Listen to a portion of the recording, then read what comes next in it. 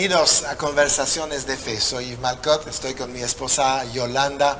Estamos hablando de los enemigos de la fe. Hemos visto dos enemigos en los programas anteriores, que son la falta de conocimiento, la ignorancia. Vimos también lo que es la duda, y ahora vamos a hablar de la inconstancia. Es un poquito el tema de Santiago en su capítulo 1. Y pues vamos a empezar en leer lo que se dice ahí.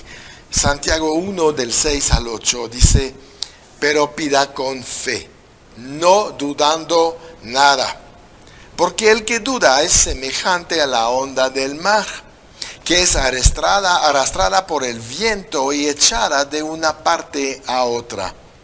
No piense, pues, quien tal haga, que recibirá cosa alguna del Señor, porque el hombre de doble ánimo es inconstante en todos sus caminos. Dice, todos sus caminos. No hay un camino que le sale bien a la persona que tiene inconstancia. Eso no lo había visto antes, la verdad. Pensaba, bueno, nos va bien un día, nos va mal un día. Dice, no hay un camino que te va a funcionar. Está relacionado la inconstancia con el plural que usa. Porque no dice, le va mal en su camino. Dice, le va mal en todos sus caminos. Todos. Entonces, quiere decir que están ramificando, están separando, están dividiendo, ¿no? Entonces, si yo tengo 10 caminos, pues obviamente no voy a llevar ni uno bien. Por supuesto. Porque estoy dividiendo mis esfuerzos. Así es, sí. A veces la gente, ¿verdad? Dice, no pongas todos los huevos en una canasta, porque cuando yo pongo los huevos en una sola canasta, es la que más voy a cuidar. Sí, claro. Pero si la pongo en 10, no voy a poder cuidar 9. No. Entonces, es un sentido de decir, enfócate en un solo camino, el camino de Cristo. Exacto. No hay otras opciones. No. Si estamos coqueteando, si estamos distraídos con otros caminos, con otras formas, estamos diluyendo la fuerza y el poder que tiene el único camino. Sí. La inconstancia es una debilidad del carácter, ¿no? Y que se desarrolla o se deja desarrollar, la verdad, depende de nosotros, pero afecta a todo nuestro ser y trae muchas pérdidas y consecuencias graves. Entonces, tenemos que saber que es una debilidad, que tenemos que no permitir. La persona inconstante no es fiel, por ejemplo, es inmadura. Y es muy difícil que esta gente se compromete. Entonces no es confiable, es en general pues una persona que fracasa. Porque nunca termina lo que empieza y no tiene esta fidelidad de creer lo que Dios dijo. Recibes una promesa, pero el inconstante, mañana, sí, pues no ha llegado, voy por otra. Y día siguiente, pues tampoco llegó, entonces voy por la tercera. Es que no hay paciencia para esperar. No, exacto. No hay paciencia, bueno, ya no salió voy a otra cosa, no sale, voy a otra cosa, no sale, voy a otra cosa, no sale, voy a otra cosa. Y nunca va a lograr nada. Sí, es gente que fluctúa y esto nunca te deja avanzar. Sí, me gusta lo Santiago, es como la ola del mar. Las olas se tardan 12 horas para subir. Podrían subir de una vez, pero van y regresan. Van y regresan. Y no hay mucho avance. Y es lo que pasa en nuestras vidas. Un paso adelante, un paso atrás, otra vez un poco adelante. Perdemos el control de nuestras vidas, perdemos el enfoque de nuestras vidas. Entonces somos como niños, por eso dice, son inmaduras, personas inmaduras. Y constante, la persona que es consistente, la persona que tiene su enfoque, no se fija en que las cosas no han llegado o no se desisten porque Dios no ha concedido las cosas que han pedido. Siguen con Es lo que que Dios quieren no va tener. a conceder lo que tendría que conceder a alguien que no lo va a saber manejar. Ajá. Y en general, como tú dices ahorita, la inconstancia va muy relacionada con la inmadurez. Entonces, ¿qué es lo que sucede ahí? No hay un carácter como para decir, voy a empezar a hacer esta actividad, ¿no? Pero una persona inconstante a la primera o a la segunda piedra de tropiezo abandona. Sí. No, esto ya no funciona. ¿Qué es lo que pasa ahí? No se está dando la oportunidad de aprender, de cambiar lo que tenga que cambiar, de corregir lo que tenga que corregir y de pagar el precio que tiene que pagar para También. lograrlo. Sí. Entonces Dios no la va a bendecir, No, no. porque no está siendo una tierra fértil, no está siendo una tierra en donde, como la parábola de los talentos, ¿no? No es una tierra donde ni Dios ni ningún socio capitalista invertiría Claro, por o supuesto. sembraría Sí. una semilla Sí, porque sabe que no va a dar fruto, porque se va a abandonar a la mitad del riego, nunca se acabó de regar y se secó la Sí. semilla y se murió. Sí, sí, claro. La inconstancia provoca sustitución. Por ejemplo, lo vemos en toda la historia de Esther. La reina anterior, Vasti, fue totalmente inconstante en el amor hacia el rey, en la sumisión hacia el rey, en el respeto hacia el rey. Y finalmente el rey decidió quitarla y buscar una nueva reina. Fue la oportunidad de Esther, que fue constante. Ella sabía por qué iba a llegar ahí y terminó su vida con la obra que Dios le había encaminado. Y fue bendecida de una manera tremenda. Sí, sí, sí. Dios sí. la respaldó de una manera tremenda. Exacto, pero había constancia, había fidelidad con el rey, servía a su rey. Entonces, obviamente, pues hizo la diferencia. Y Vasti Y conocía desapareció a su de la Dios. realeza. Conocía a su Dios. Exacto. Y tenía fe que aunque iba a hacer cosas peligrosas, sabía que Dios iba a estar con ella. Sí, Entonces tenía fe en que si ella era constante siguiendo el llamado que Dios le había dado, Dios le iba a poner las cosas frente a ella, exacto. charola de plata. Y siempre fue respaldada por Dios. Muchas veces no somos bendecidos no porque Dios no cumple la promesa, sino porque nosotros somos inconstantes en nuestra fe en la promesa. Y entonces dejamos pasar el tiempo, dejamos pasar la bendición y no podemos ni quejarnos.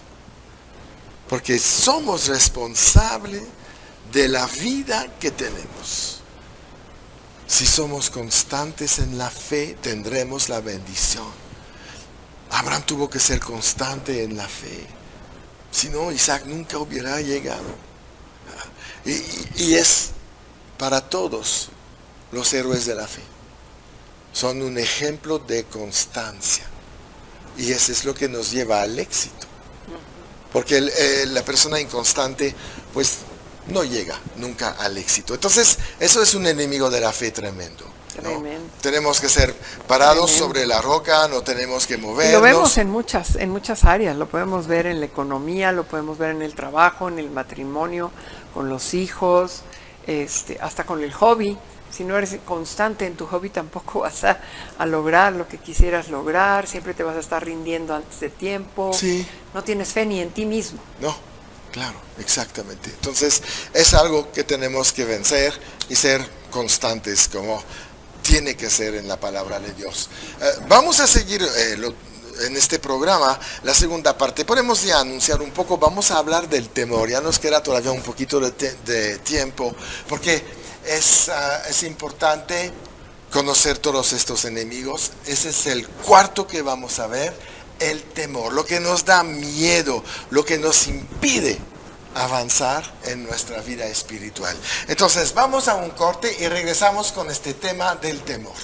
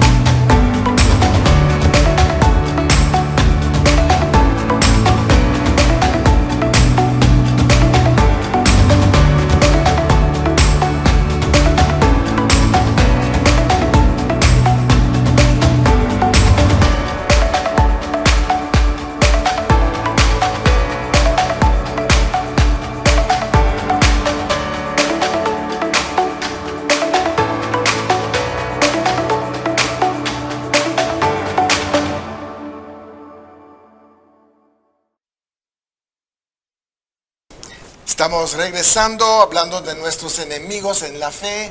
Estamos empezando con hablar del temor, que eso es tremendo, porque el temor es lo contrario de la fe. Es un enemigo que tenemos siempre que mantener bien aplacadito, no permitir que se levante. Mira, aquí en Mateo 14, 26 al 30. Dice, y los discípulos, viéndole andar sobre el mar, se turbaron, diciendo, un fantasma. ¿Se acuerdan? Leemos este pasaje hace unos programas. Y la Biblia dice, y en este momento dieron voces de miedo. Tremendo, porque el único que no tuvo miedo finalmente, que se liberó rápido del miedo, fue Pedro. Cuando vio que era Jesús, se le fue el miedo y automáticamente se lanzó en la fe. Pero los discípulos estaban ahí con mucho miedo. Pedro seguramente también. Pero venció este ataque. Porque había algo grande para él en este momento. Era su día. Si hay un día para Pedro, es el día que caminó sobre las aguas. Entonces el temor, el miedo, es una fuerza espiritual, pero negativa, de destrucción, lo que te paraliza, lo que impide que tú puedas crecer en alcanzar las promesas de Dios.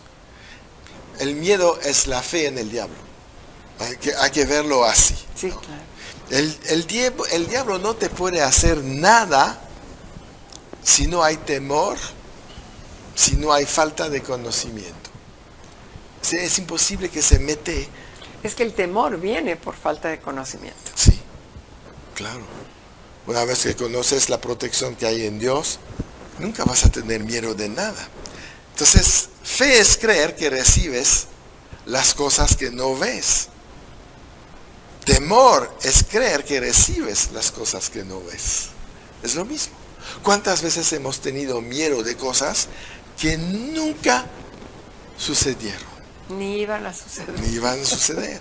Entonces, el temor es la fe pervertida. Es la fe en el diablo. Es fe en lo equivocado. Sí. En lo que no tienes que tener fe. Pero las dos producen algo. Entonces tenemos que cuidar. ¿Eh? Ambas también reciben. La fe recibe, el temor recibe, los dos son receptoras, pero uno recibe bendición y otro recibe maldición. Entonces tenemos que cuidar.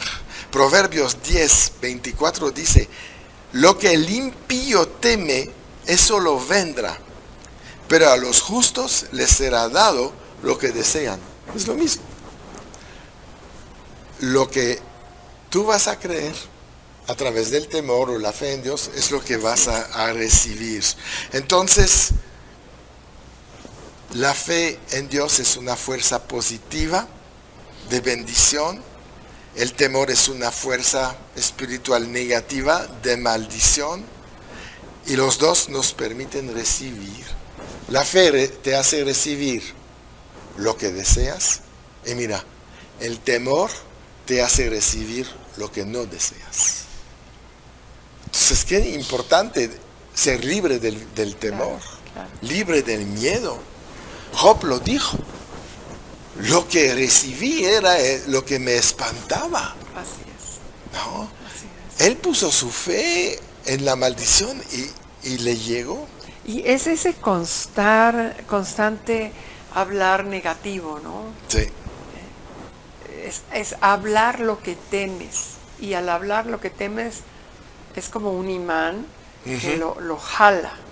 ¿Y por qué es un imán que lo jala? No es que sea un imán que lo jala, pero es una debilidad que abre una puerta en nuestra mente para que el enemigo venga a traer esa oposición, de decir sí te va a pasar, sí te va a pasar, sí te va a pasar, Exacto. sí te va a pasar. Entonces un círculo vicioso. un estilo de vida en donde siempre estamos hablando mal y nos va mal, hablando mal y nos va mal. Va peor, vamos de mal en peor, es tremendo. Entonces no podemos esperar tampoco que el miedo se va a ir, porque ya a partir de hoy voy a vivir por fe. Vamos a tener que preparar esta fe, preparar con conocimiento, con pasar tiempo en la palabra de Dios, estudiándola. Entonces poco a poco los temores se van a ir, se van a desaparecer. Y las circunstancias ya no van a tener tanto peso en nuestras vidas. La vida de fe,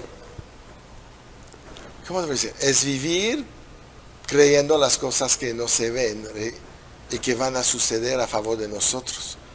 Vivir en el miedo es ser movido por vista, por lo que escuchamos a través de los 5 sentidos, en muchos casos.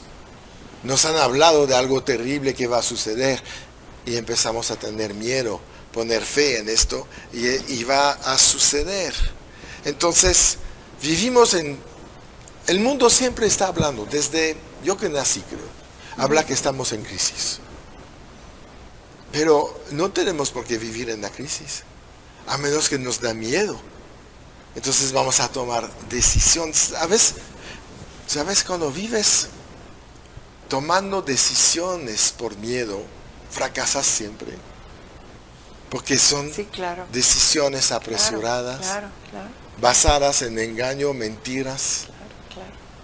basadas en cosas que ni sabemos si van a suceder. Y entonces nos apresuramos a tomar decisiones y es cuando el diablo está feliz, porque cuando tomas una decisión rápida no consultas a Dios en tus fuerzas. El miedo te pasa del poder de Dios a las fuerzas humanas. Por eso bajamos tanto de nivel que fracasamos. Cuando estás en la fe, descansas en las promesas de Dios, descansas en lo que Dios ha prometido. Entonces no tomas decisiones rápidas. Dice, Señor, ¿cómo ves esto? Espíritu Santo, ¿qué tomamos como decisión en este día? Y entonces las tomas en paz. El miedo quita la paz. Claro.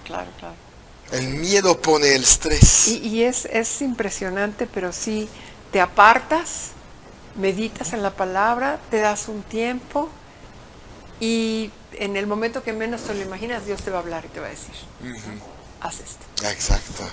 Exacto. Mira lo que dice Pablo ahí en segunda de Corintios 4, 18. No mirando nosotros las cosas que se ven, sino las que no se ven, pues las cosas que se ven son temporales, pero las que no se ven son eternas. No se van a cancelar, no van a desaparecer. Satanás te dice que ya todo va a desaparecer, que la vida que tú has empezado en Cristo era una ilusión, era un buen deseo, pero no sucede. Mira lo que está pasando. Y eso provoca miedo cuando tu enfoque se pone en las cosas naturales.